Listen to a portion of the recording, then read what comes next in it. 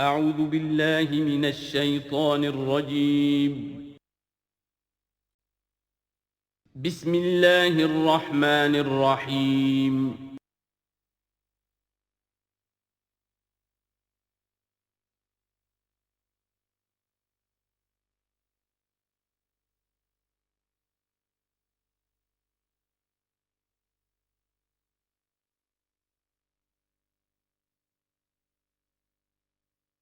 بعد فاعوذ باللہ من الشیطان الرجیم بسم اللہ الرحمن الرحیم ان تجتنبوا کبائر ما تنہون عنہ نکفر عنکم سیئاتکم وندخلکم مدخلا کریما ولا تتمنوا ما فضل اللہ به بعضکم علی بعض للرجال نصیب مما اکتسبوا وللنساء نصیب مما اکتسبن واسألوا اللہ من فضلہ ان اللہ کان بکل شیء علیما صدق اللہ العظیم۔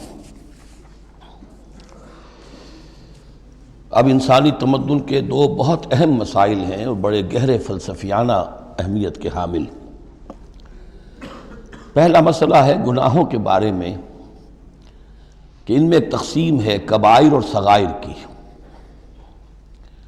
بڑے بڑے گناہ، سب سے بڑا گناہ شرک ہے، کفر ہے، پھر یہ کہ جو فرائض ہیں ان کا ترک کرنا کبائر میں شامل ہوگا، جو حرام چیزیں ہیں ان کا ارتکاب کبائر میں شامل ہوگا۔ ایک ہے چھوٹی چھوٹی کوتاہیاں جو ہو جاتی ہیں، آداب میں ہو جاتی ہیں، یا اور جو بھی باریک احکام ہیں ان میں کہیں کوتاہی ہو گئی ہے، یا بغیر کسی ارادے کے کہیں کسی کی بات ایسی کہہ بیٹھے ہیں کہ جو غیبت کے حکم میں آ گئی ہے، ارادہ نہیں تھا لیکن بات نکل گئی ہے، وغیرہ وغیرہ۔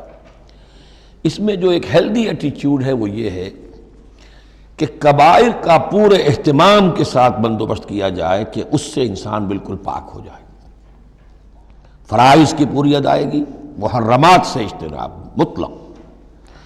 اور یہ چھوٹی چیزیں جو ہیں ان کے بارے میں نہ تو زیادہ ایک دوسرے پر نکیر کی جائے، نہ ایک دوسرے پر گرفت کی جائے، نہ کچھ اس پر بہت زیادہ جو ہے اپنے دل کے اندر بھی دل گرفتگی کی جائے، بلکہ ان کے بارے میں توقع رکھی جائے کہ اللہ تعالیٰ معاف فرما دے گا، استغفار کرے بھی آدمی۔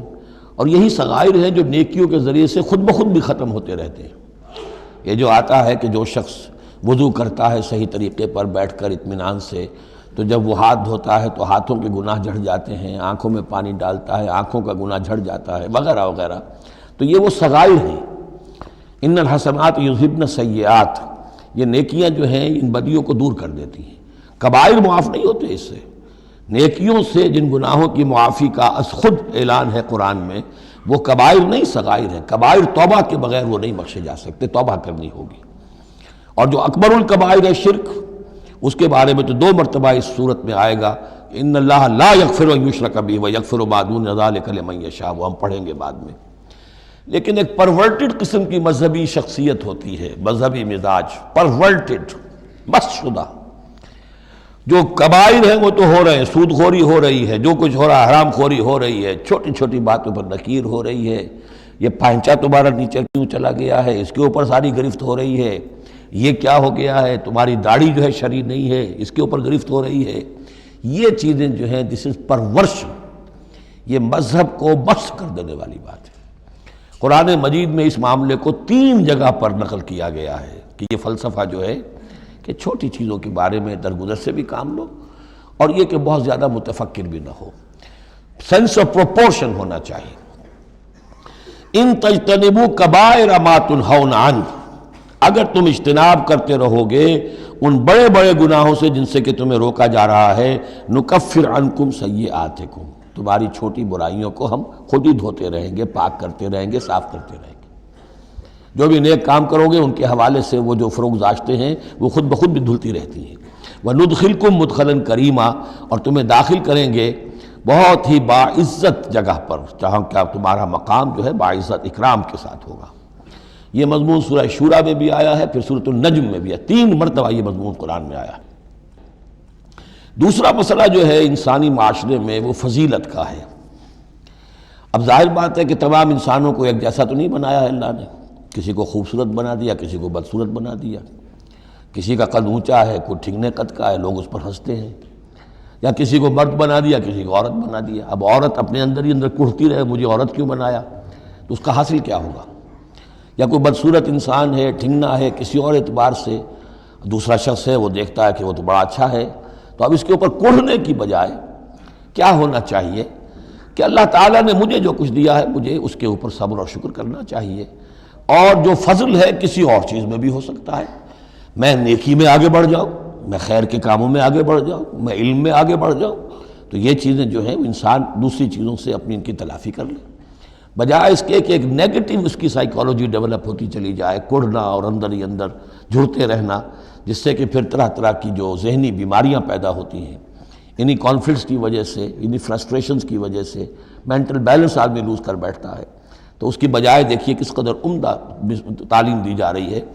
وَلَا تَتَمَنَّوْا مَا فَضَّلَ اللَّهُ بِهِ بَعْضَكُمْ عَلَىٰ بَعْضٍ، اور تمنا نہ کیا کرو اس شے کی کہ جس کے ذریعے سے اللہ نے تم میں سے بعض کو بعض پر فضیلت دے دی ہے. اب اللہ کی دی ہوئی فضیلت ہے، اس میں آپ تمنا کریں، اور دوسری طرف یہ کہ اس میں حسرت ہو جائے.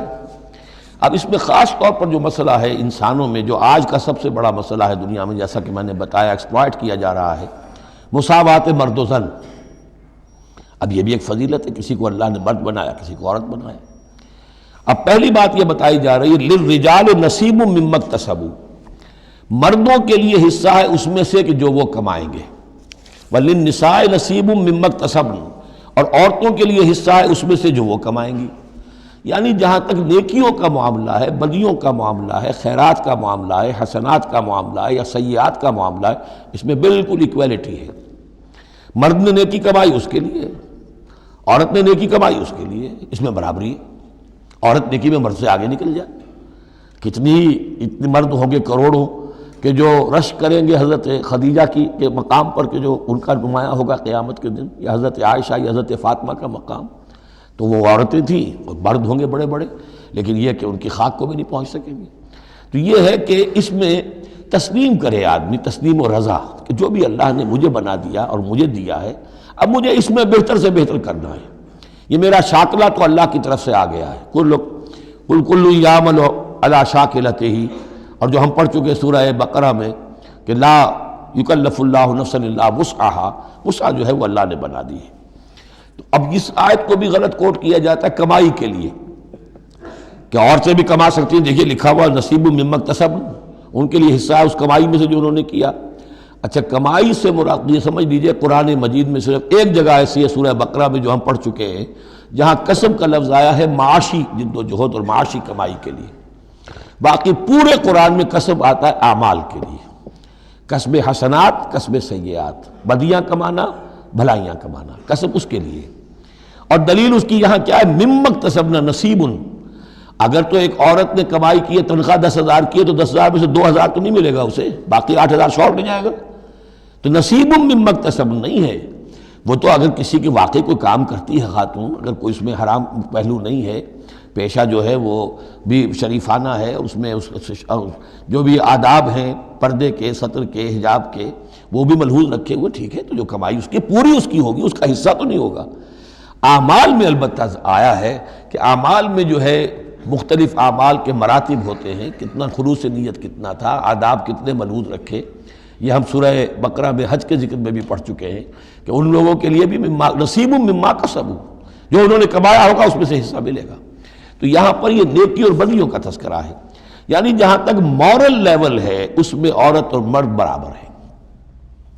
ہیومن ڈگنیٹی، ہیومن آنر اس میں برابر ہے، مورل لا برابر ہے. لیکن یہ ہے کہ باقی جو معاشرتی ذمہ داریاں ہیں اور ان کے حوالے سے جو تقسیم کار اللہ نے رکھی ہے، اس کے اعتبار سے فرق ہے. اب اس فرق کے ساتھ اگر عورت ریکنسائل نہ کرے اور اس پر کڑھتی رہے اور مرد کے بالکل برابر ہونے کی کوشش کرے، تو فساد کا جو سارا معاملہ جو ہے اس معاشرے کا، وہ فساد کے نظر ہو جائے گا. وَاسْأَلُوا اللَّهَ مِنْ فَضْلِهِ، اور اللہ سے اس کا فضل تلاش کرو. اے اللہ تو نے مجھے اس معاملے میں کم رکھ دیا ہے، اے اللہ مجھے اس معاملے کے اندر تو مجھے ہمت دے، میں ترقی کروں. تو اللہ تعالیٰ بہت سے لوگوں کو کسی اور پہلو سے نمایاں کر دیتا ہے. ان اللہ کان بکل شیء علیما، یقیناً اللہ تعالیٰ ہر شے کا علم رکھتا ہے. وَلِكُلٍّ جَعَلْنَا مَوَالِيَ مِمَّا تَرَكَ الْوَالِدَانِ وَالْأَقْرَبُونَ. اب آخر میں پھر ایک مرتبہ جو ہے قانون وراثت کی اہمیت کو دیکھیے، اور ہر ایک کے لیے ہم نے مقرر کر دیے ہیں حصے وراثت میں جو بھی چھوڑتے ہیں والدین یا رشتہ دار۔ والذین عقدت ایمانکم، ایک نیا مسئلہ یہ پیدا ہو گیا تھا کہ ایک دوستی ہوتی ہے، بھائی چارہ ہوتا ہے، یا مدینے میں حضور نے مسلمانوں کو بھائی بھائی بنا دیا تھا، ایک انصاری ایک مہاجر بھائی، تو کیا ان کا وراثت میں حصہ ہے؟ نہیں، یہ وراثت میں حصہ منہ بولے بھائیوں کا نہیں ہے، منہ بولے بیٹے کی کوئی حیثیت نہیں شریعت میں، منہ بولے بھائی کا کوئی حصہ نہیں ہے۔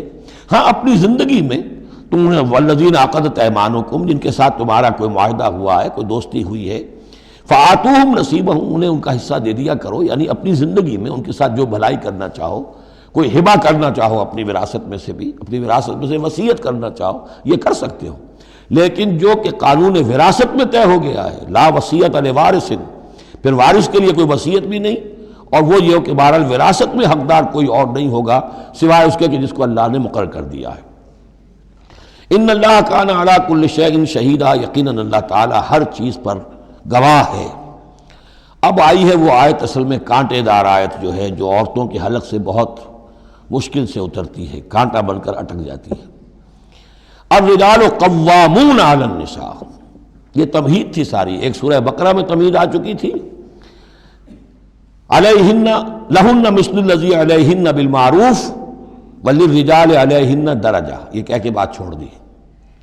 آگے آئے لا تتمنوا ما فضل اللہ بعضهم علی بعض، اور مزید اس کے لیے ذہنی جو ہے تیاری کر دی۔ اب آ رہی ہے وہ چیز جو چبھنے والی چیز ہے۔ الرجال قوامون علی النساء، مرد عورتوں پر حاکم ہے۔ یہ میں ترجمہ زور دے کر رہا ہوں۔ یہ قامہ جو ہے، قامہ جب علا کے ساتھ آئے گا تو کچھ اور معنی ہوں گے، قامہ بے کے ساتھ آئے گا کچھ اور معنی ہوں گے۔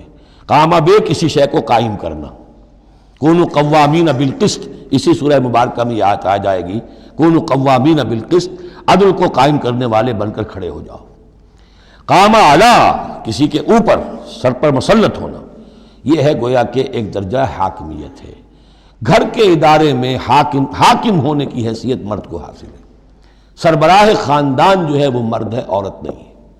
عورت کو بہرحال اس کے ساتھ ایک وزیر کی حیثیت سے کام کرنا ہے، یہ ہے اس کا اصل رول۔ اسی لیے میں بیان کر چکا ہوں کہ وہ جو نسیان کا معاملہ تھا، اللہ تعالیٰ نے اس کے اندر، چونکہ یہ سیکنڈ رول پلے کرنا ہے اسے یقیناً اس کے جذبات کو تو زیادہ ٹھیس پہنچنے کا امکان رہے گا۔ آدمی کو، ہر انسان، مرد بھی چاہتا ہے میری بات چلے، عورت چاہتی ہے میری بات چلے۔ اب آخر کار کس کی بات چلے گی؟ یا تو دونوں کسی طریقے سے کسی مسئلے میں متفق ہو جائیں، اور عورت جو ہے بیوی اپنے شوہر کو دلیل سے، اپیل سے جس طرح قائل کر لے تو معاملہ ٹھیک ہو گیا۔ اب اگر نہیں ہو رہا معاملہ تو اب کس کی رائے چلے گی؟ مرد کی رائے چلے گی۔ تو کس کو اس سے ایک صدمہ پہنچے گا؟ عورت کو پہنچے گا۔ لیکن اس صدمے کا ہی جو ہے انفلوئنس، اس کو کم کرنے کے لیے سیفٹی والو، نسیان کا مادہ اللہ تعالیٰ نے عورت میں زیادہ رکھ دیا۔ اسی لیے پھر اس قانون شہادت کے اندر ایک مرد کی جگہ 2 عورتوں کو وہاں پر اس کا نصاب رکھا گیا۔ الرجال قوامون علی النساء بما فضل اللہ بعضهم علی بعض۔ اب یہ دوسری بات ہے کہ اگر وہ شوہر حاکم ہو کر ظلم کرتا ہے، ان کے حق ادا نہیں کرتا ہے، تو اللہ کے یہاں بڑی سخت پکڑ ہوگی، یہ تو دوسری بات ہے بالکل۔ لیکن یہ کہ جو قانون ہے اسلام کا وہ یہی ہے کہ یہ اختیار دیا گیا، اب آپ اس اختیار کا غلط استعمال کر رہے ہیں، آپ اس کو ظلم کا ذریعہ بنا رہے ہیں، تو اس کی سزا اللہ تعالیٰ کے ہاں آپ کو مل جائے گی۔ بما فضل اللہ بعضهم علی بعض، بسبب اس فضیلت کے جو اللہ نے بعض کو بعض پر دی ہے، وبما انفقوا من اموالہم، اور بسبب اس کے کہ جو وہ خرچ کرتے ہیں اپنے مال۔ اب دیکھیے یہ خرچ کرنے کا معاملہ اسلام میں شادی سے شروع ہو گیا۔ شادی مرد کی بھی ضرورت ہے، عورت کی بھی ضرورت ہے، لیکن مرد مہر دیتا ہے، عورت مہر وصول کرتی ہے۔ تو جو خرچ کرنے والا ہے اب اس کی ایک حیثیت دوسری ہو گئی۔ پھر گھر میں اس کا نان نفقہ پورا جو ہے، اس کا خرچہ، اس کی ذمہ داری، اس کو سپورٹ کرنا شوہر کے اوپر ہے، تو اب وہ مال خرچ کر رہے ہیں۔ بما انفقوا من اموالہم، فالصالحات، تو نیک بیویاں کون ہیں؟ جو کہ ایک یوں سمجھیے قرآن کے نزدیک ایک عورت کا جو اچھا کردار ہونا چاہیے، ایک خاتون خانہ کی جو بہترین روش ہونی چاہیے، وہ یہاں 3 الفاظ میں آئی ہے۔ فالصالحات، نیک بیویاں، قانتات، ایک تو فرما بردار ہوتی ہیں، شوہروں کی فرما بردار، حافظات للغیب، غیب میں حفاظت کرنے والیاں، یعنی ظاہر بات ہے کہ مال ہے کسی کا تو گھر میں ہے، وہ تو کام پہ چلا گیا ہے، اب وہ کس کی حفاظت میں ہے؟ بیوی کی حفاظت میں ہے۔ اسی طرح اب بیوی کی جو عصمت ہے وہ در حقیقت مرد کی عزت ہے، اب وہ اس کی عزت کی حفاظت کرے اس کی غیر موجودگی میں۔ اسی طرح مرد کے راز ہوتے ہیں، سب سے زیادہ بڑھ کر جو ہے رازدان وہ تو بیوی ہوتی ہے۔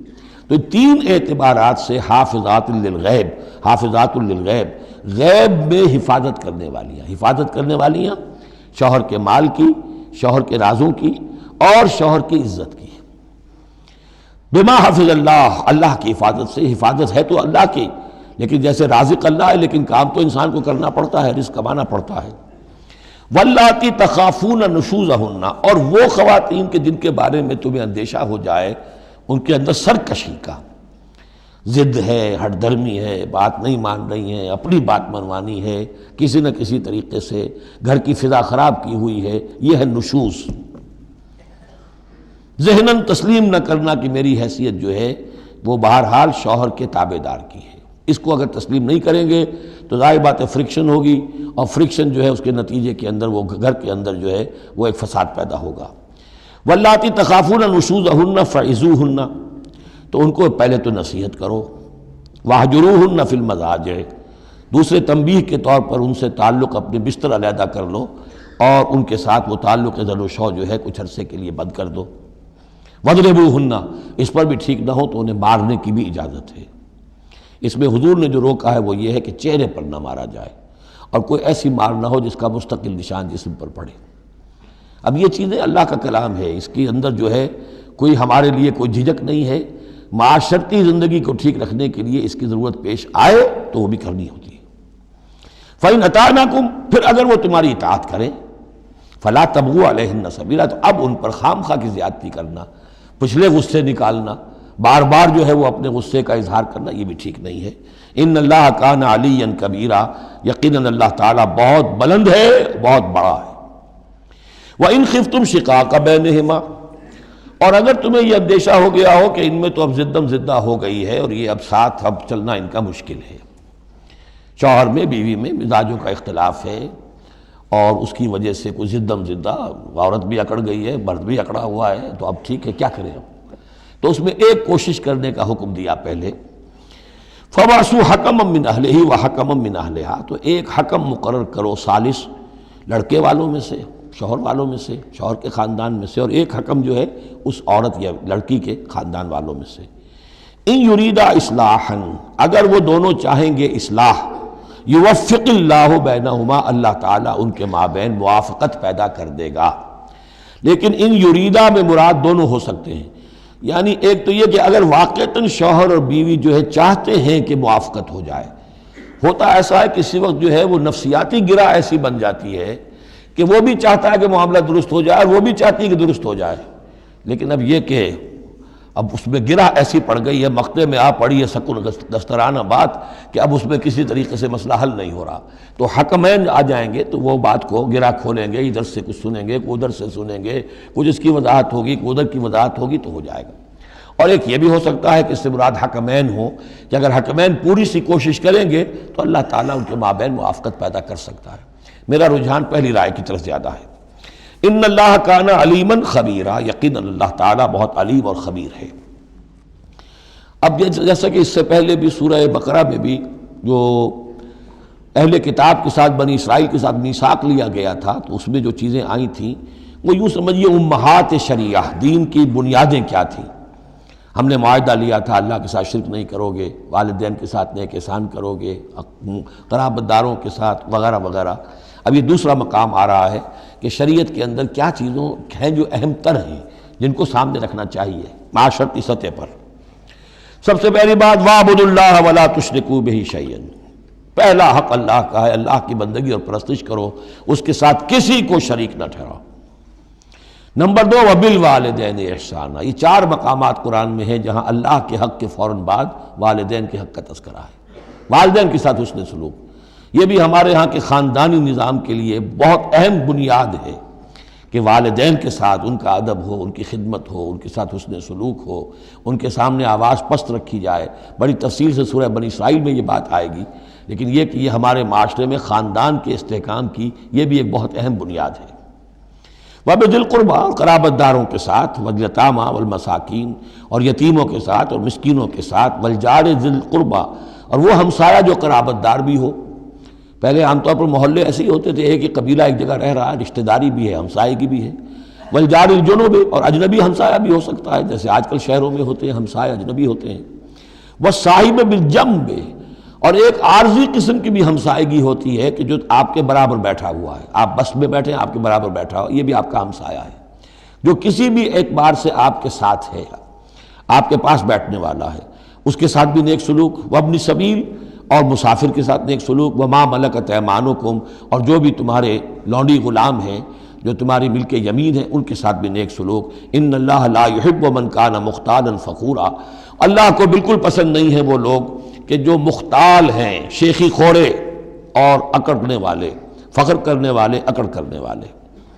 الذین یبخلون ویامرون الناس بالبخل، جن میں یہ شیخی خوری ہوتی ہے، اکڑ ہوتی ہے، پھر وہ بخیل بھی ہوتے ہیں، اس لیے کہ عام طور پر تو انہیں اپنا جو تکبر ہوتا ہے وہ دولت کے برابر ہوتا ہے، انہیں معلوم ہے ہمارے پاس دولت ہے، تو ظاہر بات ہے دولت اگر وہ خرچ کر دیں گے اور دولت جو ہے نہیں رہے گی تو عزت نہیں رہے گی۔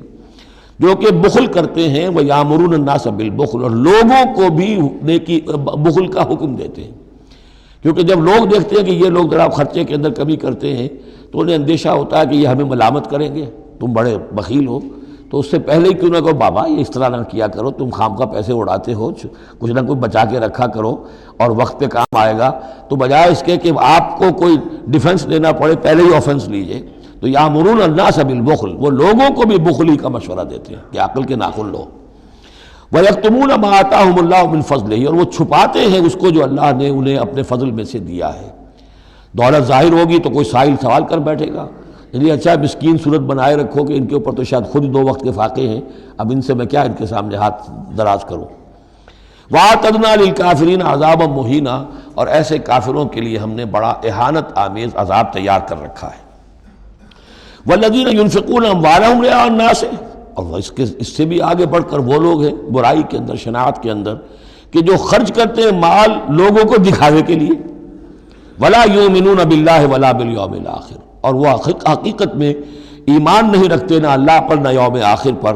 وَمَن يَكُنِ الشَّيْطَانُ لَهُ قَرِينًا فَسَاءَ قَرِينًا، تو ایسے لوگ گویا کہ شیطان کے ساتھی ہیں، تو جن کا ساتھی شیطان ہو گیا ہو تو وہ تو بہت ہی برا ساتھی ہے۔ وَمَاذَا عَلَيْهِمْ، کیا ہو جاتا ان پر، کیا قیامت ٹوٹ پڑتی ان پر، لَوْ آمَنُوا بِاللَّهِ وَالْيَوْمِ الْآخِرِ، اگر وہ ایمان ہی لے آتے سچے دل سے، صدق دل سے اللہ پر اور یوم آخر پر۔ وَأَنفَقُوا مِمَّا رَزَقَهُمُ اللَّهُ، اور خرچ کرتے کھلے دل کے ساتھ اس میں سے جو اللہ نے انہیں دیا ہے۔ وَكَانَ اللَّهُ بِهِمْ عَلِيمًا، اور اللہ تعالیٰ ان سے اچھی طرح واقف ہے۔ إِنَّ اللَّهَ لَا يَظْلِمُ مِثْقَالَ ذَرَّةٍ، یقیناً اللہ تعالیٰ کسی پر ذرے کے برابر بھی، ذرے کے ہم وزن بھی ظلم نہیں کرے گا۔ لا یظلم مثقال ذرۃ وإن تک حسنۃ یضاعفھا، اگر نیکی ہوگی وہ ذرہ عمل کا جو ہے نیکی کا ہے اسے دگنا کرے گا، بڑھائے گا، بڑھوتری کرے گا۔ وَيُؤْتِ مِن لَّدُنْهُ، نہ صرف اس کو بڑھا کر دے گا واپس بلکہ اور اپنے پاس سے یُؤْتِ مِن لَّدُنْهُ أَجْرًا عَظِیمًا، خاص اپنے خزانے فضل سے مزید بہت بڑا اجر دے گا۔ اب یہ آیت جو آ رہی ہے، آیت نمبر 41 ہے سورہ مبارکہ کی، یہ بڑی اہم ہے، یہ وہ شہادت علی الناس سے متعلق ہے جو سورہ بقرہ میں جو مضمون آیا تھا کہ اے مسلمانوں تمہیں اب شہداء علی الناس بنایا گیا، جیسے کہ نبی تم پر شہید تھے یا نبی نے تم پر شہادت دی ہے۔ نبی قیامت کے دن کھڑے ہو کر کہیں گے اے اللہ میرے پاس جو دین آیا تھا میں نے انہیں پہنچا دیا تھا، اب یہ ذمہ دار ہیں، they are responsible for their attitude and conduct. تو یہ بات تمہیں کہنی ہے قیامت کے دن کھڑے ہو کے، اے اللہ ہم نے اپنے زمانے کے لوگوں تک تیرا دین پہنچا دیا تھا، اب اس کے بعد جو بھی طرز عمل ہے یہ جواب دیں۔ ایسا نہ ہو کہ الٹا وہ ہمارے اوپر مقدمہ کرے کہ اللہ ان بدبختوں نے ہمیں نہیں پہنچایا، یہ خزانے کے سانپ بن کر بیٹھے رہے۔ تو یہ تو ایک رخ ہے اس کا، لیکن یہ کہ جس کے ذمے یہ ڈیوٹی لگ گئی ہو، واقعہ یہ ہے کہ اس کے لیے تو ایک بہت بھاری یوں سمجھیے کہ بوجھ ہے اس پر۔ اب اس کا جو ہے نقشہ کھینچا جا رہا ہے قیامت کے دن کیا ہوگا۔ فَكَيْفَ إِذَا جِئْنَا مِن كُلِّ أُمَّةٍ بِشَهِيدٍ، تو کیا ہوگا اس دن، کیا صورتحال ہوگی جس دن کہ ہم ہر امت میں سے ایک شہید کھڑا کریں گے۔ کون؟ ان کا نبی اور رسول، جس نے ان کو دعوت پہنچا دی۔ وَجِئْنَا بِكَ عَلَىٰ هَٰؤُلَاءِ شَهِيدًا، اور اے نبی آپ کو ہم لائیں گے ان پر گواہ بنا کر، یعنی آپ کو کھڑے ہو کر کہنا ہوگا، جس کو کہ ہمارے تصور میں کہتے ہیں، ہمارے اصطلاح میں پروزیکیوشن وٹنس۔ عدالت خداوندی کا پروزیکیوشن وٹنس کون ہے؟ نمبر 1 پروزیکیوٹر کون ہے؟ نبی۔ اے اللہ تیرا پیغام جو پہنچا تھا میں نے پہنچا دیا تھا، now they are accountable responsible. تو اس کے کیا معنی ہوئے؟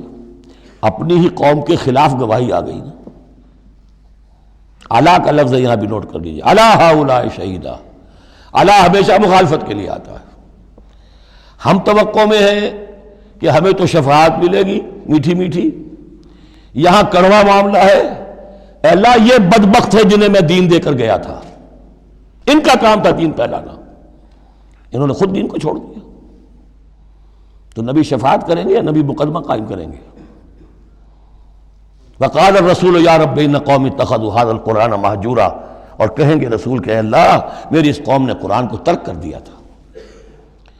اس آیت کے بارے میں ایک واقعہ بھی ہے کہ ایک مرتبہ حضور صلی اللہ علیہ وسلم نے حضرت عبداللہ ابن مسعود سے کہا کہ مجھے قرآن سناؤ۔ انہوں نے عرض کیا حضور آپ کو سناؤں؟ آپ پر تو نازل ہوا ہے۔ فرمایا ہاں لیکن مجھے کسی دوسرے سے سن کر کچھ اور حظ حاصل ہوتا ہے، لطف آتا ہے۔ سورہ نساء انہوں نے پڑھنی شروع کی، شروع سے لے کے پڑھتے جا رہے ہیں۔ ظاہر بات ہے کہ حضور بھی سن رہے ہیں، باقی اور صحابہ بھی ہوں گے، اور حضرت عبداللہ ابن مسعود کی گردن نیچی ہے، پڑھ رہے ہیں۔ جب اس آیت پر پہنچے فَكَيْفَ إِذَا جِئْنَا مِن كُلِّ أُمَّةٍ بِشَهِيدٍ وَجِئْنَا بِكَ عَلَىٰ هَٰؤُلَاءِ شَهِيدًا، تو حضور نے فرمایا حسبک حسبک، بس کرو بس کرو۔ اور عبداللہ ابن مسعود نے سر اٹھا کر دیکھا تو حضور کی آنکھوں سے آنسوؤں کی لڑیاں چل رہی تھیں۔ اپنی قوم کے خلاف مجھے گواہی دینی ہوگی۔ وَجِئْنَا بِكَ عَلَىٰ هَٰؤُلَاءِ شَهِيدًا يَوْمَئِذٍ يَوَدُّ الَّذِينَ كَفَرُوا، اس دن یہ چاہیں گے کافر، وَعَصَوُا الرَّسُولَ، جنہوں نے کفر کیا تھا اور رسول کی نافرمانی کی تھی، لَوْ تُسَوَّىٰ بِهُمُ الْأَرْضُ، کسی طرح زمین پھٹ جائے، شق ہو جائے، ہم اس میں دفن ہو جائیں اور ہمیں نسیم منسیہ کر دیا جائے۔ وَلَا يَكْتُمُونَ اللَّهَ حَدِيثًا، اللہ سے وہ کوئی بات چھپا نہیں سکیں گے۔ یا ایھا الذین آمنوا لا تقربوا الصلاۃ وانتم سکارى، اہل ایمان نماز کے قریب نہ جاؤ اس حال میں کہ تم نشے کی حالت میں ہو۔ اب یہ وہ سورہ بقرہ میں جو آیا تھا یسألونک عن الخمر والمیسر، اس کا اگلا قدم آ گیا کہ اس کے اندر جو خباثت ہے، شناعت ہے، جو برائی کا پہلو ہے، اس کو ایک مرتبہ اور اجاگر کیا۔ یا ایھا الذین آمنوا لا تقربوا الصلاۃ وانتم سکارى حتی تعلموا، جب تک کہ نشہ اتر نہ جائے اور تمہیں معلوم ہو کہ تم کیا کہہ رہے ہو۔ اس واقعات بھی بیان ہوتے ہیں کہ ایسا ہوا کہ نشے میں نماز پڑھائی کسی نے، اس لیے کہ شراب ابھی حرام مطلق تو ہوئی نہیں تھی، تو اس میں قل یا ایھا الکافرون لا اعبد ما تعبدون، اس کی بجائے اعبد ما تعبدون، میں بھی بندگی کرتا ہوں اسی کی جس کی تم کرتے ہو، تو وہ تو کفر ہو گیا۔ تو اس پر خاص طور پر یہ آیت نازل ہوئی، حتی تعلموا ما تقولون، جب تک کہ تم سمجھ نہ رہے ہو شعور کے ساتھ کہ تم کیا کہہ رہے ہو۔ اب اس میں ایک اشارہ ادھر بھی ہو گیا، بے سمجھے نماز پڑھنا بھی ایسا ہی ہوا پھر، یعنی یہ کہ جو روکا جا رہا، ایک تو مدہوشی کی وجہ سے سمجھ میں نہیں آ رہا اور غلط سلط پڑھ رہے ہیں، اور ایک سمجھتے ہی نہیں۔ قرآن کہہ رہا ہے حتی تعلموا ما تقولون، تمہیں معلوم ہونا چاہیے کیا کہہ رہے ہو تم۔ اب جنہیں قرآن مجید کے معنی نہیں آتے، نماز کے معنی نہیں آتے، انہیں کیا پتہ ہے کیا کہہ رہے ہیں۔ وَلَا جُنُبًا إِلَّا عَابِرِي سَبِيلٍ حَتَّىٰ تَغْتَسِلُوا، اسی طریقے اگر تم حالت جنابت میں ہو، اگر اپنی بیویوں سے تم نے وہ تعلق قائم کیا ہو، مباشرت کی ہو، یا یہ کہ اور کسی اور طرح کی اسی وہ احتلام وغیرہ کی شکل ہو گئی ہو، تب بھی تم نماز کے قریب نہ جاؤ حتیٰ تغتسلوا، جب تک کہ غسل نہ کر لو۔ الا عابری سبیل، اس کے بارے میں بہت سے قول ہیں، لیکن یہ رائے یہ جو آگے بات بیان ہو رہی ہے اس میں آ جائے گا کہ ہاں سفر کی حالت میں اس غسل کی پابندی پر جو ہے وہ نرمی کی گئی ہے اور اس میں تیمم کی اجازت دی گئی ہے۔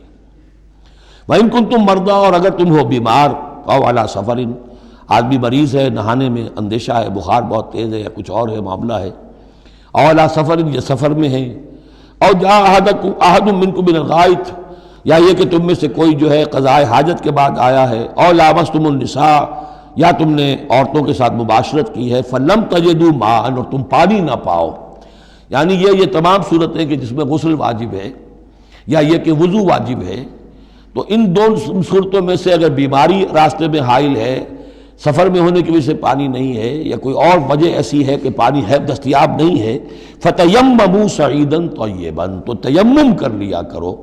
لیکن تیمم کا جیسا کہ ہم پہلے پڑھ چکے ہیں، میں نے بتایا تھا کہ قصد کرنا تیمم. فَتَيَمَّمُوا صَعِيدًا طَيِّبًا، پاک مٹی کا اس کا قصد کرو. فَامْسَحُوا بِوُجُوهِكُمْ وَأَيْدِيكُمْ، اور پھر اپنے چہروں کو اور اپنے ہاتھوں کو اس سے مسح کر لو، بل لو.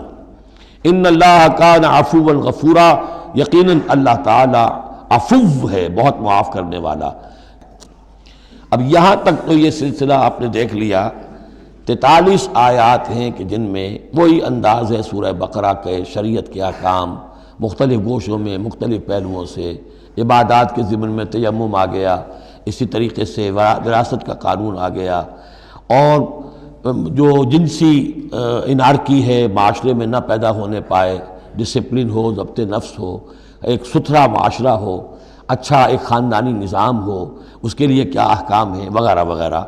اب یہاں تھوڑا سا خطاب آ رہا ہے بہت مختصر اہل کتاب کے بارے میں. الم تر الی الذین اوتوا نصیبا من الکتاب، کیا تم نے دیکھا نہیں ان لوگوں کی جانب جنہیں حساب کتاب میں سے ایک حصہ دیا گیا تھا. والکتاب ایک حقیقت ہے جس میں سے ایک حصہ آیا تھا جس کا نام تورات تھا، اسی میں سے ایک حصہ اور آیا وہ انجیل ہے، اور پھر وہ کتاب ہر اعتبار سے قابل ہو کر نازل ہوئی قرآن کی شکل میں. یشترون الضلالۃ ویریدون ان تضلوا السبیل، وہ گمراہی خریدتے ہیں اور چاہتے ہیں کہ تم بھی گمراہ ہو جاؤ.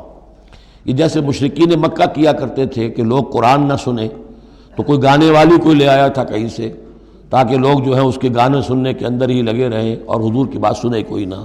اسی طریقے سے یہ مدینے کے اندر بھی اس قسم کے معاملات جو ہیں، یہ یہودی جو ہیں اس قسم کے، جو ہمارے ہاں یہ میچز ہو رہے ہیں اور معلوم ہوتا ہے کہ ٹی وی پر گویا کہ دنیا کی اہم ترین شے جو ہے وہ کرکٹ ہے اور ٹینس ہے اور وہ وہاں کی جو اور گیمز ہیں، اور پاگل ہوئی ہے دنیا اس کے اوپر، پاگل.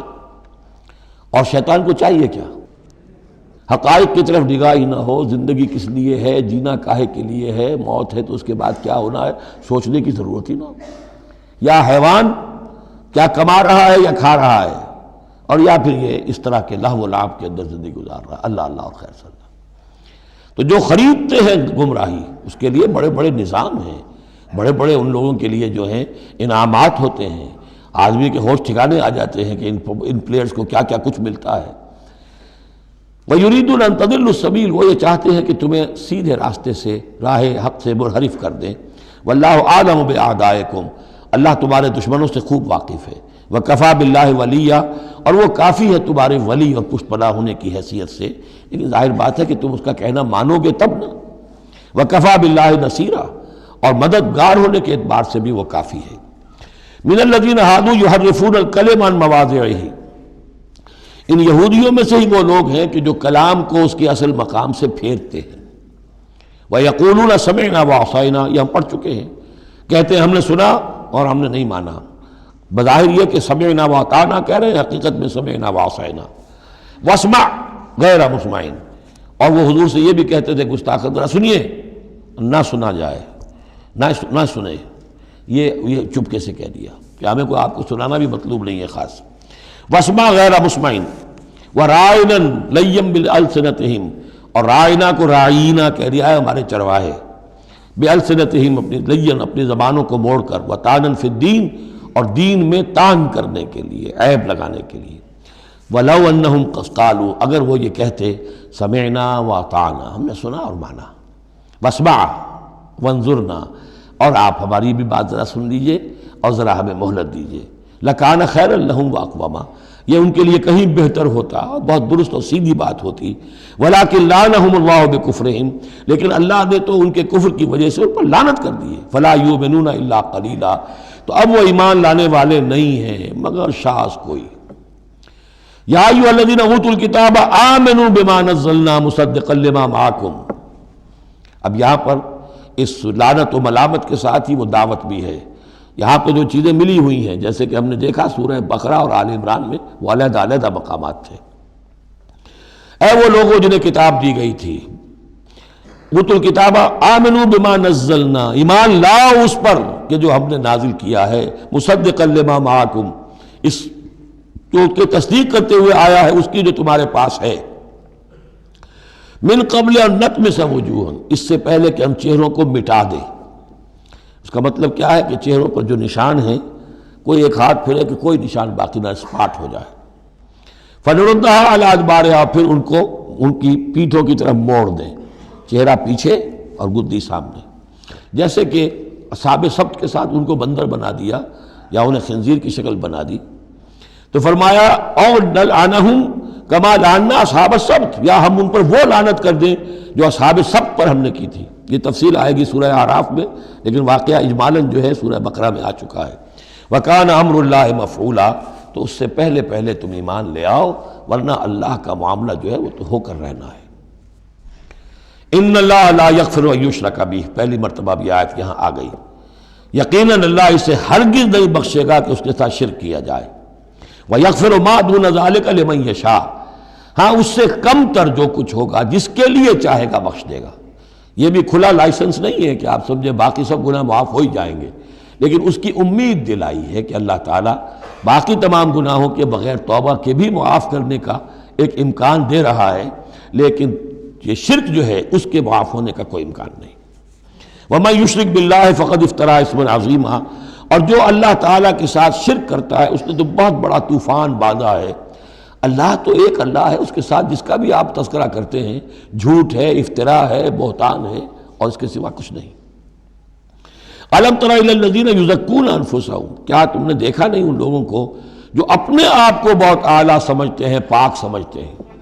یہ وہی جو فلسفہ میں بیان کر چکا ہوں کہ یہ یہودی سمجھتے ہیں کہ we are the chosen people of the lord. سورہ مائدہ میں آ جائے گا نحن ابناء اللہ واحباؤہ، ہم تو اللہ کے بیٹوں کی طرح ہیں، بلکہ اس کے بہت ہی چہیتے ہیں، لاڈلے ہیں۔ اور دوسرے جو ہیں گوئمز اور جینٹائلز، یہ تو دیکھنے میں انسان نظر آتے ہیں، حقیقت میں حیوان ہیں، گندے لوگ ہیں۔ ان کو تو جس طرح کھاؤ، لوٹو، گسوٹو، ان کو جس طریقے سے دھوکہ دو، ان کو بائی ہوک بائی کروک جو بھی ان سے استحصال ہو، جس طرح بھی کر سکو کرو۔ ان کے بارے میں تو لیس علینا فی الامیین سبیل، ان کے بارے میں ہم پر کوئی گرفت ہے ہی نہیں، ہم سے کوئی محاسبہ ہوگا ہی نہیں۔ جیسے ہرن ہے، پھر رہا ہے، آپ نے شکار کیا، کھا لیا، کون پوچھے گا آپ سے؟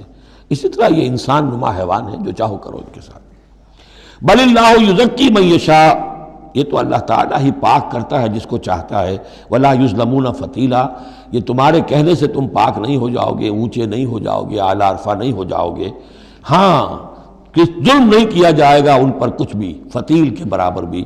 دھاگا، فتیل اصل میں کہتے ہیں کہ جو آپ نے دیکھا ہوگا آج کل تو کھجوریں کھاتے ہیں تو کھجور کی گٹھلی کے ساتھ ایک چھوٹا سا دھاگا لگا ہوتا ہے کہ جس سے بقیہ کھجور کے ساتھ اس کا تعلق ہوتا ہے، وہ گٹھلی کی ناف کے ساتھ سمجھ لیجئے، وہ فتیل ہے۔ اب ظاہر بات ہے کہ اس زمانے میں جو چھوٹی سی چھوٹی چیزیں لوگوں کے مشاہدے میں آتی تھیں تو کسی چیز کے چھوٹے ہونے کے لیے مثال وہیں سے دی جا سکتی تھی۔ انظر کیف یفترون علی اللہ الکذب، دیکھو کیسے یہ لوگ اللہ پر جھوٹ باندھ رہے ہیں۔ وَكَفَىٰ بِهِ اسما مبینا، اور یہی گناہ کافی ہے، یعنی ان کی گرفت کے لیے اور ان کے عذاب دینے کے لیے یہی ایک بات کافی ہے جو انہوں نے گھڑ لی ہے۔ أَلَمْ تَرَ إِلَى الَّذِينَ أُوتُوا نَصِيبًا مِنَ الْكِتَابِ، کیا تم نے دیکھا نہیں ان لوگوں کو جنہیں کتاب میں سے ایک حصہ دیا گیا تھا؟ يُؤْمِنُونَ بِالجِّبْتِ وَالطَّاغُوتِ وَيَقُولُونَ لِلَّذِينَ كَفَرُوا هَٰؤُلَاءِ أَهْدَىٰ مِنَ الَّذِينَ آمَنُوا سَبِيلًا، وہ ایمان لاتے ہیں بتوں پر اور شیطان پر، طاغوت پر، اور کہتے ہیں ان لوگوں کے سے کہ جنہوں نے کفر کیا، یعنی مشرکین، ہؤلاء اہدیٰ من الذین آمنوا، ان اہل ایمان سے تو یہ زیادہ ہدایت پر ہیں، اہدیٰ سبیلا، یہ لوگ زیادہ راستے پر برحق ہیں۔ یہ ہوتا ہے زدہ زدہ میں۔ اب ظاہر بات ہے انہیں معلوم تھا کہ محمد اور ان کے ساتھی صلی اللہ علیہ وسلم ورضی اللہ عنہم وہ کن کن چیزوں میں ان سے مشابہ تھے، توحید ہے، ایمان بالآخرہ ہے، موسیٰ کے ماننے والے ہیں، تورات کے ماننے والے، لیکن جب زدم زدہ آتی ہے تو کہتے ہیں یہ مشرک بھی بہتر ہے ان مسلمانوں سے، تو ان کا دین بہتر ہے، یہ تو گویا کہ بالکل ہی کسی حیثیت ان کی ہے ہی نہیں۔ اور اس میں ظاہر بات ہے کچھ کہہ بیٹھتے ہوں گے ہاں جی آخر آپ کے بتوں میں بھی کچھ نہ کچھ تو ہے نا، لیکن یہ کہ یہ مسلمانوں کے پاس تو کچھ بھی نہیں، یہ تو سرے سے خالی۔ یؤمنون بالجبت والطاغوت ویقولون للذین کفروا ہؤلاء اہدیٰ من الذین آمنوا سبیلا اولئک الذین لعنہم اللہ، یہ وہ لوگ ہیں جن پر اللہ نے لعنت فرما دی ہے۔ وَمَن يَلْعَنِ اللَّهُ فَلَن تَجِدَ لَهُ نَصِيرًا، اور جس کو اللہ ہی نے لعنت کر دی ہو اب تم اس کے لیے کوئی مددگار نہیں پاؤ گے۔ ام لہم نصیب من الملک، کیا ان کا کوئی حصہ ہے اختیار میں، بادشاہت میں؟ یعنی جو تقسیم کر لی ہے کہ یہ سب کچھ ہمارے لیے ہے، باقی انسان جو ہیں وہ گوئمز ہیں، جنٹائلز ہیں، یہ کس اختیار سے کیا؟ ان کے پاس اختیار ہے یہ انسانوں میں یہ تقسیم اور تفریق۔ ام لہم نصیب من الملک، بادشاہی جو ہے، مالک الملک اللہ ہے، کیا انہوں نے کوئی اختیار ان کو اس سے ملا ہوا ہے ان کے پاس؟ فَإِذَا لَا يُؤْتُونَ النَّاسَ نَقِيرًا، اگر ایسا کہیں ہوتا تو یہ کسی ایک انسان کو تل کے برابر بھی کوئی شے دینے کو تیار نہ ہوتے اگر ان کا اختیار ہوتا۔ ام یحسدون الناس علی ما آتاہم اللہ من فضلہ، کیا یہ حسد کر رہے ہیں لوگوں سے اس پر کہ جو اللہ تعالیٰ نے انہیں اپنے فضل میں سے عطا کر دیا ہے؟ قرآن عطا کر دیا امیین میں، آخری نبی بھیج دیا امیین میں جنہیں حقیر سمجھتے تھے، اب اس پر حسد ہے، اس کی آگ میں جل رہے ہیں۔ ام یحسدون الناس علی ما آتاہم اللہ من فضلہ فقد آتینا آل ابراہیم الکتاب والحکمت وآتیناہم ملکا عظیما، تو ہم نے آل ابراہیم کی نسل کو عطا فرمائی کتاب بھی، حکمت بھی، اور انہیں بہت بڑی حکومتیں بھی دی۔ یعنی تمہیں بھی اگر ملی تھی تو ابراہیم کی نسل ہونے کے ناطے سے ملی تھی، کتاب ملی، تورات ملی، انجیل ملی، تو یہ جو دوسری نسل ہے یہ بھی تو اسی ابراہیم کی نسل ہے۔ آتینا آل ابراہیم الکتاب والحکمت، ہاں بنی اسرائیل کو کتاب علیحدہ ملی، حکمت علیحدہ ملی، تورات علیحدہ تھی، انجیل علیحدہ تھی، اور یہاں کتاب اور حکمت ایک ہی جگہ پر قرآن میں اللہ نے جمع کر دی ہے بتمام و کمال، اور ایک ہی جگہ پر جمع۔ وَآتَيْنَاهُ مُلْكًا عَظِيمًا، تو جیسے ان کو ملک عظیم دیا تھا اب ہم ان مسلمانوں کو اس سے بڑا ملک دیں گے۔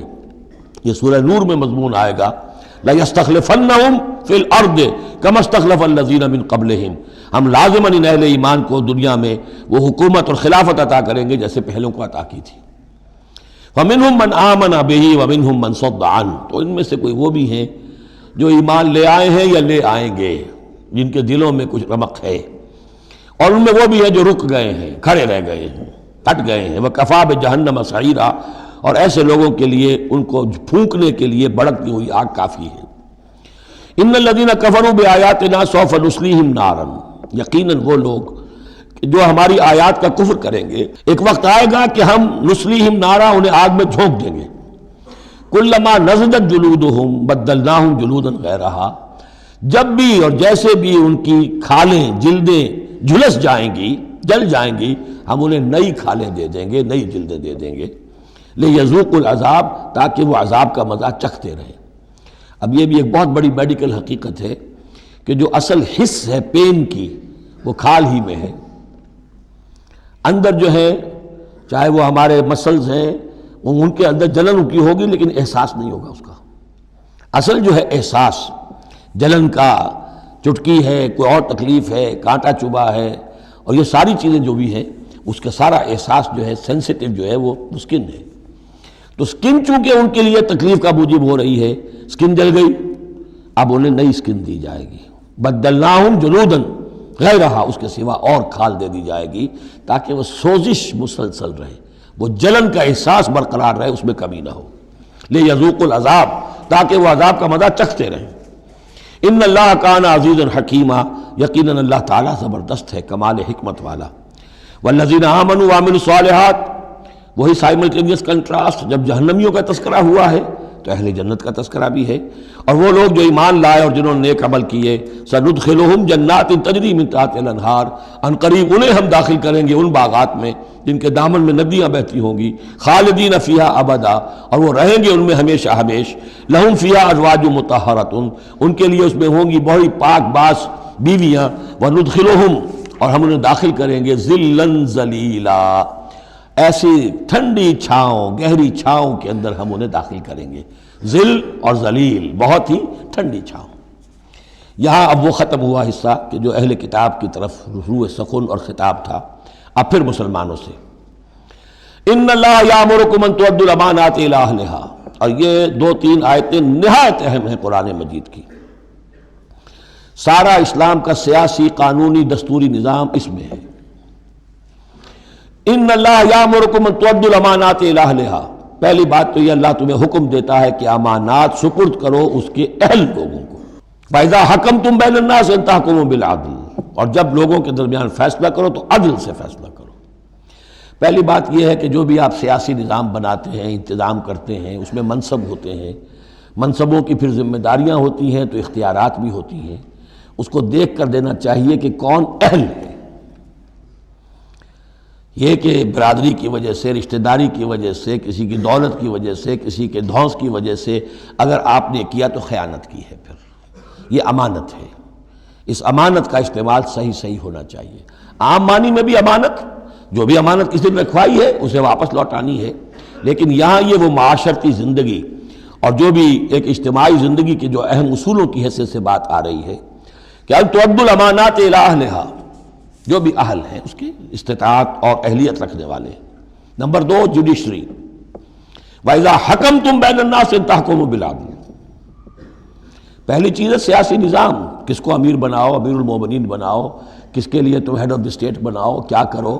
وہ تو جو بھی نظام ہوگا پہلے تو یہ کہ وہ اہلیت کی بنیاد پر ہو. نمبر 2 جوڈیشری جو ہے وہ مضبوط ہو. اذا حکمتم بین الناس ان تحکموا بالعدل، جب لوگوں کے مابین تم فیصلے کرو تو عدل کے ساتھ کرو. ان اللہ نعم ما یعظکم بہ، یقیناً اللہ تعالیٰ یہ بہت ہی اچھی نصیحتیں ہیں جو تمہیں کر رہا ہے. ان اللہ کان سمیعا بصیرا، یقیناً اللہ تعالیٰ سب کچھ سننے والا، دیکھنے والا ہے. اب تیسری ہے لیجسلیچر. آپ کو معلوم ہے یہ 3 پلرز ہیں ماڈرن اسٹیٹ کے. چوتھا کہہ دیتے ہیں کہ پریس بھی چوتھا پلر ہے، یہ کہنے کی باتیں ہیں، اصل میں تو 3 ہی ہیں: لیجسلیچر، جوڈیشری اور انتظامیہ، ایگزیکٹو. ایگزیکٹو کی پہلی آیت آ گئی، جسے اختیار دینا ہے دیکھ لو کہ اہل ہے کہ نہیں. عدلیہ، اور اب تیسری بات لیجسلیچر. لیجسلیچر کے اصول کیا ہوں گے؟ یا ایھا الذین آمنوا اطیعوا اللہ واطیعوا الرسول، اے اہل ایمان اطاعت کرو اللہ کی اور اطاعت کرو رسول کی. یعنی کوئی قانون اللہ اور اس کے رسول کی منشا کے خلاف نہیں بنایا جا سکتا. یہ ہمارے دستور میں بھی لکھا ہوا ہے، no legislation can be done repugnant to the Quran and the Sunnah. لیکن یہ کہ جو میں آج کل کہہ رہا ہوں کہ یہ منافقت کا پلندہ ہے کہ اس کی کوئی ضمانت نہیں، اس کی ایگزیکیوشن کی، امپلیمنٹیشن کی کوئی اسکیم موجود نہیں. لکھا ہوا ہے اوپر. اطیعوا اللہ واطیعوا الرسول، اللہ کے احکام اور رسول کے احکام، یہ 2 مستقل سورسز آف لا ہیں، مستقل سورسز آف لا. منکرین سنت کی یہاں نفی ہوتی ہے. وَأُولِي الْأَمْرِ مِنْكُمْ، اور اپنے میں سے اولو الامر کی بھی اطاعت کرو. لیکن یہاں جو عجیب بات ہے وہ یہ ہے کہ 3 کی اطاعت آئی، اللہ کی، رسول کی، اولی الامر کی. 2 کے لیے اطیعوا، تیسرے کے لیے نہیں ہے. یا تو یہ بھی ہو سکتا تھا کہ اطیعوا ایک مرتبہ آ جاتا اور تینوں کو کور کر جاتا. یا ایھا الذین آمنوا اطیعوا اللہ والرسول واولی الامر منکم، تینوں برابر ہو جاتے. یا اطیعوا تیسری مرتبہ بھی آتا، یا ایھا الذین آمنوا اطیعوا اللہ واطیعوا الرسول واطیعوا اولی الامر منکم. 2 کے ساتھ ہے، تیسرے کے ساتھ نہیں. اولو الامر جو ہو ایک شرط واضح ہو گئی، تم میں سے ہونے چاہیے، مسلمان ہو. غیر مسلم کی حکومت کو ضمن ریکنسائل کرنا اللہ سے بغاوت ہے. ریکنسائل کرنا. اولو الامر منکم، مسلمان تو ہونا کم سے کم. البتہ یہ کہ ان کی اطاعت مستقل نہیں، دائم نہیں، انکنڈیشنل نہیں. اللہ کی اطاعت مطلق، absolute, unconditional, without any limits. رسول کی اطاعت absolute, unconditional, without any limit. لیکن اولی الامر کی اطاعت ہوگی اللہ اور اس کے رسول کی اطاعت کے تابع. جو حکم لائے اسے بتانا ہوگا میں کتاب و سنت سے کیسے اس کا استنباط کر رہا ہوں. وہ اسے ثابت کرنا ہوگا کہ یہ کتاب و سنت کے خلاف نہیں ہے، کم سے کم یہ ثابت کرنا ہوگا. یہ ہے فرق.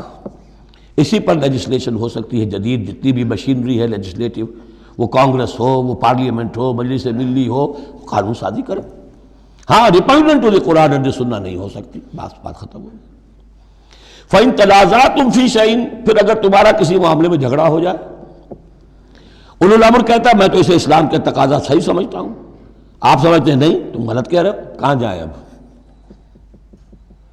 فردوہ الی اللہ والرسول، لوٹا دو اسے اللہ اور رسول کی طرف. یعنی اب یہ کہ جو بھی اپنی بات ثابت کرنا چاہتا ہے اسے اللہ اور اس کے رسول سے دلیل لانی پڑے گی. میری پسند، میرا خیال، میرا نظریہ نہیں، اللہ اور اس کے رسول کے. اور اس میں یہ بات ماننی پڑے گی کہ ابھی یہاں ایک خلا ہے. وہ خلا یہ ہے کہ یہ فیصلہ کون کرے گا کہ اس کی رائے صحیح ہے یا اس کی رائے صحیح ہے. یہ ہے اصل میں آج کی ریاست میں آ کر وہ خلا پر ہو چکا ہے. یہ جوڈیشری کا کام ہے. لیکن جب کہ ابھی اسلامی ریاست قائم ہوئی ہے عرب میں حضور کے زمانے میں، ابھی یہ انسٹیٹیوشنز جو ہیں شروع میں پوری طریقے سے آئیڈینٹیفائڈ اور علیحدہ انسٹیٹیوشنز تھے ہی نہیں کہ یہ لیجسلیچر ہے، یہ جوڈیشری ہے، یہ ایگزیکٹو ہے. حضرت ابوبکر کے زمانے میں تو کوئی یعنی قاضی تھے ہی نہیں. حضرت عمر نے پہلے شعبہ قضا شروع کیا ہے. تو رفتہ انسٹیٹیوشن ڈیولپ ہوئے ہیں. لیکن اصول یہ ہے کہ دو کی اطاعت تو ہے قطعی اور لازمی، انکنڈیشنل ایبسولوٹ. تیسری اطاعت اس کے تابع ہوگی. فیصلہ کون کرے گا؟ جدید دور میں اس کا جو انسٹیٹیوشن ہے وہ عدلیہ ہے. وہاں ہر شخص جائے، اپنی دلیل دے، علماء جائیں، عوامی جائیں، جو چاہیں جائیں، سب جو جا کر دلائل دیں، لیکن وہاں سے فیصلہ ہو جائے گا کہ واقعتاً یہ ریپگننٹ ہے یا نہیں. فَإِن تَنَازَعْتُمْ فِي شَيْءٍ فَرُدُّوهُ إِلَى اللَّهِ وَالرَّسُولِ إِن كُنتُمْ تُؤْمِنُونَ بِاللَّهِ وَالْيَوْمِ الْآخِرِ. یہ طرز عمل تمہیں اختیار کرنا چاہیے اگر تم واقعتاً اللہ پر اور یوم آخر پر ایمان رکھتے ہو. ذَلِكَ خَيْرٌ وَأَحْسَنُ تَأْوِيلًا. یقیناً یہ بہت ہی بہتر بھی ہے اور نتائج کے اعتبار سے بھی بہت ہی مفید ہے. أَلَمْ تَرَ إِلَى الَّذِينَ يَزْعُمُونَ أَنَّهُمْ آمَنُوا بِمَا أُنزِلَ إِلَيْكَ وَمَا أُنزِلَ مِن قَبْلِكَ. کیا تم نے غور نہیں کیا ان لوگوں کی طرف جن کا گمان تو یہ ہے اور دعویٰ تو یہ ہے کہ وہ ایمان لے آئے ہیں اس پر بھی کہ جو اے نبی آپ پر نازل کیا گیا اور اس پر بھی کہ جو آپ سے پہلے نازل کیا گیا، لیکن کرتے کیا ہیں؟ یریدون یتحاکموا الی الطاغوت. وہ چاہتے یہ ہیں کہ اپنے مقدمات کے فیصلے کروائیں طاغوتوں سے، یعنی ان سے جو اللہ اور اس کے رسول کی اطاعت نہیں کرتے. اگلی آیت پہلی جو تھی، جو اللہ اور اس کے رسول کی اطاعت پر کاربند ہو گیا وہ طاغوت سے خارج ہو گیا. جو اللہ اور اس کے رسول کی اطاعت کو قبول نہیں کرتا وہ طاغوت ہے، وہ طغا، وہ اپنے حد سے تجاوز کر گیا. تو گویا کہ غیر مسلم جو اللہ اور اس کے رسول کے احکام کا پابند نہیں وہ طاغوت ہے. یریدون ان یتحاکموا الی الطاغوت وقد امروا ان یکفروا بہ. وہ اپنے مقدمات لے کر جاتے ہیں طاغوت کے پاس حالانکہ انہیں حکم دیا گیا ہے کہ ان کا کفر کریں. یعنی ہوتا یہ تھا کہ مسلمان مدینے میں جو منافقین تھے وہ اپنے مقدمات بجائے اس کے کہ حضور کے پاس لائیں، جب یہ دیکھتے تھے کہ ہمارا پلہ گر رہا ہے، حضور کے پاس جائیں گے ہم تو حق کی بات ہوگی، انصاف کی بات ہوگی، تو چلو یہودیوں کی عدالت سے فیصلہ کروا لیں. ایک یہودی کا اور ایک مسلمان کا جھگڑا ہوا اور اس میں یہ مسئلہ اٹھ کھڑا ہوا. وہ یہودی کہتا تھا چلو محمد کے پاس صلی اللہ علیہ وسلم اس لیے کہ اسے بھی یقین تھا کہ میں حق پر ہوں. یہ مسلمان جو منافق تھا یہ کہتا تھا نہیں چلو تمہارے پاس کعب ابن اشرف کے پاس چلو، اس سے معاملہ طے کرواؤ. بہرحال اس کے بعد ہوا یہ کہ حضور کے پاس وہ یہودی لے آیا، حضور نے فیصلہ کر دیا اس کے خلاف. اب اس نے کہا اچھا چلو دیکھو آپ بھی عمر سے اور بات کرتے ہیں. حضرت عمر سے آ کے بات کی، امید کی کہ شاید وہ جب میرا لحاظ زیادہ کریں، میں مسلمان ہوں. وہ یہودی نے بتا دیا حضور تو یہ فیصلہ کر چکے میرے حق میں اور یہ پھر یہ یہاں آیا ہے. انہوں نے آؤ دیکھا نہ تاؤ تلوار لی اور گردن اڑا دی کہ جو محمد کے فیصلے پر راضی نہیں اور مجھ سے فیصلہ کروانا چاہتا ہے اس کا فیصلہ یہ ہے.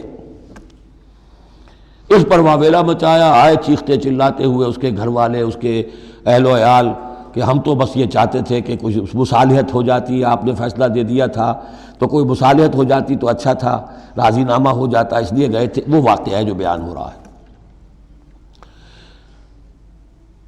وَيُرِيدُ الشَّيْطَانُ أَن يُضِلَّهُمْ ضَلَالًا بَعِيدًا. شیطان چاہتا ہے کہ انہیں گمراہ کر دے، بہت دور کی گمراہی میں ڈال دے. وَإِذَا قِيلَ لَهُمْ تَعَالَوْا إِلَىٰ مَا أَنزَلَ اللَّهُ وَإِلَى الرَّسُولِ.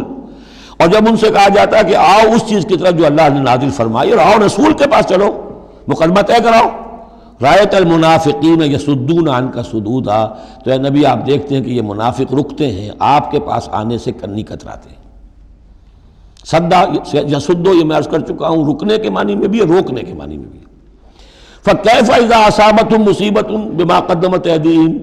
تو پھر کیسے جبکہ ان کے اوپر کوئی مصیبت آ گئی اپنے کرتوت کی وجہ سے. اب جب چیختے چلایا ہے عمر نے یہ کر دیا، وہ تو مقدمہ قائم کرنا چاہتے تھے عمر کے خلاف. لیکن یہاں یہ ہے کہ فَكَيْفَ إِذَا أَصَابَتْهُم مُّصِيبَةٌ بِمَا قَدَّمَتْ أَيْدِيهِمْ، ان کے اپنے ہاتھوں کے کرتوتوں کی وجہ سے جو مصیبت آ گئی، ثُمَّ جَاءُوكَ، پھر وہ آپ کے پاس آئے، يَحْلِفُونَ بِاللَّهِ، اور اللہ کی قسمیں کھاتے ہوئے آئے، إِنْ أَرَدْنَا إِلَّا إِحْسَانًا وَتَوْفِيقًا، ہم تو احسان بھلائی چاہتے تھے، موافقت چاہتے تھے، راضی نامہ چاہتے تھے، اس لیے عمر کے پاس گئے تھے۔ اولئک الذین یعلم اللہ ما فی قلوبہم، یہ وہ لوگ ہیں کہ جو کچھ ان کے دلوں میں اللہ اسے جانتا ہے۔ فاعرض عنہم، تو اے نبی ان سے آپ رخ پھیر لیجئے، وعظہم، اور ان کو ذرا نصیحت کیجئے، ڈانٹیے ڈپٹیے، وقل لہم فی انفسہم قولا بلیغا، اور ایسی بات کہیے ان سے جو ان کے دلوں میں اتر جائے۔ اس آیتوں کے اترنے کے بعد حضرت عمر رضی اللہ تعالیٰ عنہ کو حضور نے پھر بری قرار دیا کہ اللہ کی طرف سے ان کی برات آ گئی ہے، توثیق آ گئی ہے، اور کہتے یہ ہیں کہ اسی دن سے ان کا لقب فاروق بنا ہے، پھر حق و باطل میں فرق کر دینے والا۔ وَمَا أَرْسَلْنَا مِن رَّسُولٍ إِلَّا لِيُطَاعَ بِإِذْنِ اللَّهِ۔ اب ایک بات نوٹ کر لیجئے، منافقت جو یہاں پر زیر بحث آئے گی سورہ مبارکہ میں، وہ 3 عنوانات کے تحت ہے۔ منافقوں پہ نماز بھاری نہیں تھی، روزہ بھاری نہیں تھا، 3 چیزیں بھاری تھیں۔ ایک رسول کی اطاعت، اور یہ بڑی نفسیاتی بات ہے، رسول انسان ہے، ہم جو رسول کی اطاعت کرتے ہیں تو رسول ہمارے لیے ایک انسٹیٹیوشن کی حیثیت رکھتے ہیں صلی اللہ علیہ وسلم۔ 2 ہاتھ 2 پاؤں 2 آنکھوں والا رسول ہمارے پاس موجود نہیں ہے، ان کے سامنے انسان موجود تھا، اس کے بھی 2 ہاتھ ہیں، اس کے بھی 2 پاؤں ہیں، اس کی 2 آنکھیں ہیں۔ انسان کی اطاعت کرے یہ بہت مشکل ہے، جیسا کہ جماعتوں میں ہوتا ہے۔ امیر کی اطاعت سے زیادہ بھاری کام کون سا ہے؟ بڑا مشکل کام، اپنی رائے کو پیچھے ڈالیں تو امیر کی رائے پر چلیں۔ ایک تو ان کے جس کے دل میں یقین تھا کہ یہ محمد صلی اللہ علیہ وسلم، یہ محمد ابن عبداللہ تو ہیں جنہیں ہم دیکھ رہے ہیں، لیکن حقیقتاً میں جو ایمان لایا ہوں وہ محمد الرسول اللہ پر لایا ہوں کہ اللہ کے رسول ہیں، تب تو بات ہو جائے۔ لیکن جن کے دلوں میں یہ یقین نہیں تھا یا کمزور تھا، ان کے لیے حضور کی شخصی اطاعت بڑی بھاری تھی، بڑی کٹھن تھی۔ یہی ہے بعض مواقع پر وہ کہتے تھے کہ یہ جو کچھ کہہ رہے ہیں اپنے پاس سے کہہ رہے ہیں، کیوں نہیں سورت نازل ہو جاتی، کیوں نہیں آیت نازل ہو جاتی؟ اور سورہ محمد اسی انداز میں نازل ہوئی ہے کہ پھر اللہ نے کہا اچھا لو پھر یہ آیت ہم نازل کر دیتے ہیں قتال کی۔ وہ یہ کہتے تھے یہ محمد نے خود اپنی طرف سے اقدام کر دیا ہے۔ دوسری چیز جو کٹھن تھی وہ تو کٹھن ہے قتال، اللہ کی راہ میں جنگ کے لیے نکلنا، خطرہ ہے، مرحلہ سخت ہے اور جان عزیز۔ اور تیسری چیز ہجرت۔ اب ہجرت میں منافقین مدینہ نہیں، منافق جو اور تھے گردا گرد کے اور مکے میں جو تھے، ان کا ذکر آئے گا اب آگے۔ گھر بار چھوڑ کر، خاندان والوں کو چھوڑ کر نکل جانا آسان کام نہیں۔ اب سب سے پہلے اطاعت رسول، اس کی کیا اہمیت ہے۔ وَمَا أَرْسَلْنَا مِن رَّسُولٍ إِلَّا لِيُطَاعَ بِإِذْنِ اللَّهِ، تو ہم نے نہیں بھیجا کسی رسول کو مگر اس لیے کہ اس کی اطاعت کی جائے اللہ کے حکم سے۔ وَلَوْ أَنَّهُمْ إِذ ظَّلَمُوا أَنفُسَهُمْ، اور اگر انہوں نے جب اپنے اوپر ظلم کیا تھا، انفسہم جاؤ کا، اگر وہ آتے اے نبی آپ کے پاس، فاستغفر اللہ، اور اللہ سے بھی استغفار کرتے، واستغفر لہم الرسول، اور رسول بھی ان کے لیے استغفار کرتے اللہ سے، وجد اللہ توابا رحیما، تو وہ پاتے کہ اللہ تعالیٰ تو توبہ کا قبول فرمانے والا اور رحیم ہے۔ فلا وربک لا یؤمنون، تو نہیں تیرے رب کی قسم یہ ہرگز مومن نہیں ہو سکتے، حتیٰ یحکموک فیما شجر بینہم، جب تک کہ یہ آپ کو حکم نہ مانے ان تمام معاملات میں جو ان کے مابین پیدا ہو جائیں۔ کوئی چوائس نہیں ہے، جو بھی جھگڑا ہے، جو اختلاف ہے، جو بھی مسئلہ ہے، اس میں آپ کو حکم اگر نہیں مانتے تو تیرے رب کی قسم یہ مومن نہیں ہے۔ یہ انداز دیکھیے، اس کا جلال دیکھیے۔ فلا وربک لا یؤمنون حتی یحکموک فیما شجر بینہم ثم لا یجدوا فی انفسہم حرجا مما قضیت، اور پھر یہ کہ جو فیصلہ آپ کر دیں اس پر اپنے دل میں تنگی محسوس نہ کریں۔ اگر قبول بھی کر لیا لیکن کدورت کے ساتھ کیا، دل میں تنگی کے ساتھ کیا، تب بھی مومن نہیں ہے۔ وَيُسَلِّمُوا تَسْلِيمًا، اور سر تسلیم خم کریں جیسے کہ سر تسلیم خم کرنے کا حق ہے۔ بارک اللہ لی و لکم فی القرآن العظیم ونفعنی وإیاکم بالآیات والذکر الحکیم۔